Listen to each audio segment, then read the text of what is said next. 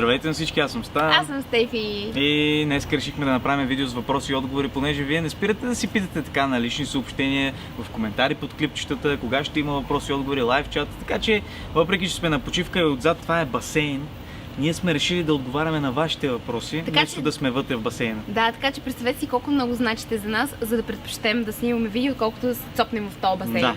Изгонихме всички хора да няма никой да ни пречи. На всичкото отгоре. Те бяха руснати, ама... Айде стига глупости, да почваме с въпросите. Да. Валентина Симеонова ни пита какво е мнението ви за Покемон манията. Ами да ви кажа, ние сме маниачени по Покемон манията. Събрала съм 131 покемона от 250. Има повече покемони събрани от мен и вечерта, вместо като нормална двойка да се любуваме на природата и на нашата връзка, ние двамата вървим и ловим покемони. Те от вас, които са ни виждали в градската градина, знаят. И освен това трябва да ви кажа, че аз започнах много по-късно да играя покемон и имам повече събрани играчки. Ти мамиш за това. Така, другия въпрос от Валентина е: мислите ли, че имате истински приятели, които не биха ви предали, и по тази тема как различавате истинските от фалшивите приятели? Времето показва всичко. Аз имам доста силна интуиция, но да, имаме такива, които смятам, че не биха ни предали. И съм много щастлив да ги имам. Те си знаят кои са те, а други си мислят, че са не такива и си мислят, че и ние ги мислим за такива, но все още са много в грешна посока, мислят те. А като цяло и двамата имаме късмета да сме си най-добри приятели. Да, ние сме си най-добри Best приятели. friends forever. BFS. Следващия въпрос ни е зададен от Михайла Великова. Какво мислите за хората, които ви виждат в социалните мрежи и как го приемат? Ами честно така, в началото ми пукаше и ми ставаше гадно така някой като ме обиди, обаче след това претръпнах и сега малко съм като темерут, да ти кажа. Като цяло на всички ни е пукало в началото, но трябва да ви кажа, че може да се засегнете само единствено тогава, когато позволите на някой да ви обиди. Аз лично съм окей с мнението на хората и с това, което те мислят. Това си е абсолютно техен проблем. Аз си правя това, което на мен ми харесва и ако взе съм много щастлива. Негативните критики винаги са някакви простоти, които трябва да си малумен, за да се обидиш от тях. Като цяло, критиката, когато е градивна, може само единствено да ти помогне, но някой да се излива... Не са достатъчно умни хората да правят такива критики. Следващия въпрос. Добре. Въпрос от Никола Янкова. Стан, защо не подариш на Стефи едно Йорки и без това тя иска много, а пък и Деймончо ще има с който си поделят джуаните? Еми, аз искам да й подаря едно Йорки. Много тя даже въпрос, видя две Йорките в София в един магазин за кученца и просто препадна. Искам малко Йорки. Толкова са сладки. Големи са колкото една жепчка. Знаете ли какви са бомбончета? Аз знам какви са. Намери на Деймон приятелка от Пловдив, така, която да е сносна. Официално търсим женско Йорки от Пловдив, което за Деймон, което да ми донесе малки кученца и на другия. Да подарят едно. Да ми подарят просто. Само това искам. Да. И моето Деймонче да си свърши работата. То стига с тази плюшна играчка, милото. Малко истински живот да види. Следващия въпрос е от Александър Христов. Отдавна искам да питам за клипа ти "България свободна си да обичаш", който беше качил в случай 3 март. Колко време ти отне обработката и дали текста си го беше написал предварително или го измисли с течение на времето? Ами, естествено, да, на времето. На снимането все тая. Няма как да измисля текста по време на снимането. Всичко беше измислено преди това. Да, сам си го измислих, заснехме го с помощта на Стефи. Тя беше много добър оператор, макар че малко клатеше камерата. После не ме питайте как съм го стабилизирал. Значи, проблемът е, че той е много висок. Аз съм по-ниска.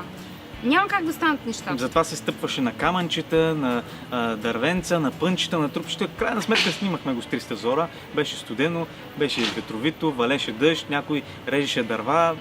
Имаше много спънки, с това го монтирахме и го насложихме с музика, с тексти и така. Получи се доста добре и се надявам наистина да е достигнало посланието ви до вас. И да е докоснал доста хора, което беше основната причина да го направя. Следващият ни въпрос е зададен от Джени. Следващия въпрос е от Джени Лотсън. Вярвате ли в края на света? Ако да, как си го представяте? Ако не, защо? Много философски въпрос, аз много обичам такива теми. Края на света, когато спре интернет. Да, за някой това не е края на света, с друг спре тока. Спря ми тока, да. Но като цяло не смятам, че ще има края на света и че хората всички ще умрем. По-скоро ще се прочистим. Ние ще се прочистим, но според мен една душа не умира. Добре, преражда се в друга. Да, според мен ще еволюираме като души и като същества. Като покемоните ще станем. Оли, искам да съм това. Как се казваше онова? Ти на теб ти си иска да си Джиглипъв, но всъщност си Джигли- Снорлакс. Искам да съм Джиглипъв. Тя не знае кой е Снорлакс. Силно е някакъв дебел и гаден, който си ми дал простак. Следващия въпрос. Тера Вълканова ни пита, защо решихте да останете да живеете? Значи, като четеш, говори срещу микрофона, защото така няма да ти го чете. Добре. Тера Добре, Вълканова... чакат да се налаят тъпите кучета.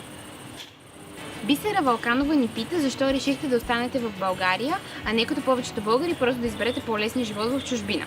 Първо, не смятам, че живота в чужбина е по-лесен. Напротив, даже си мисля, че е доста по-труден, отколкото в България. Да, зависи ако ходиш да береш ягоди, е доста по-труден да те пече слънцето и да те пере някоя яка градушка. Като цяло харесвам България и смятам, че младите трябва да се останат тук, за да развием нашата страна. Аз нямам нищо против да ходят, да се блъскат в чужбина така. Тук конкуренцията става по-малка и такива, които имат качества, успяват да просперират. Съвет, стойте си в България. Следващия въпрос е от Кристина Петрова. Кои според вас професии са търсени и какво хубаво се учи след гимназията? Аз смятам, че трябва да правиш и да се учиш на това, което наистина мислиш, че ще си добър в него да го работиш и ще се отдаваш, така че който да е работодателя ще види в теб нещо изключително, което го няма в другите. Разбира се, винаги трябва да се насочите към това, което ви прави щастливи и удовлетворени, защото ако работите нещо съвсем друго, просто ще се откажете в даден момент. Този, който иска да ви наеме на работа, ще цени това, че сте истински, че сте искрени, лоялни и може да се разчита на вас. Това са качества, които не са нещо професионално. Професионалните умения може да ги развиете по Винаги, всякакъв друг начин. да. Но личностните качества не. Или ги имат, или ги нямат. А работодателите го забелязват това нещо. Въпрос от Ивайло Демиров: Стан, стигал ли си до физическа саморазправа в училище? Не съм стигал до такава саморазправа. Аз бях доста кротко дете.